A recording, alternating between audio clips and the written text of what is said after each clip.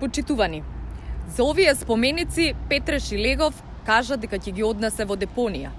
Оние кои ја основаа нашата татковина и се бореа за нејзе, како Даме Груев, Петар Попарсов, Иван Хаджи Николов, Христо Татарчев, Христо Батанджиев, Антон Димитров, Методи Андонов Ченто, Панко Брашнаров, Михајло Апостолски, Емануел Чучков, Киро Глигоров, Кузман Јосифовски Питу, како и бранителите од нашата понова историја.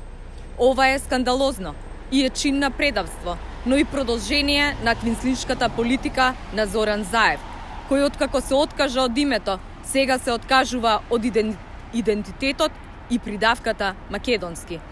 Денеска овие споменици, за кои Шилегов смета дека треба да се во депонија, а Заев гази врз коските, ние ги обележуваме со македонско знаме.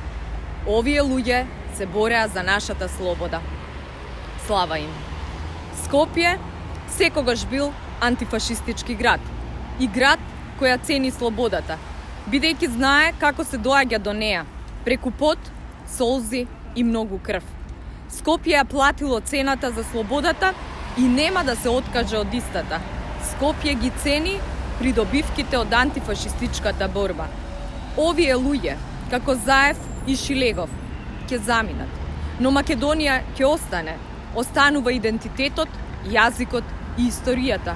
Тие не можат и не смеат да се менуваат.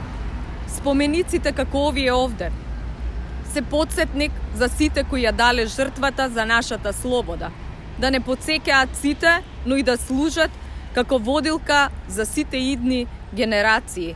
Да знаат како е изградена нашата држава, но и како е платена нашата слобода.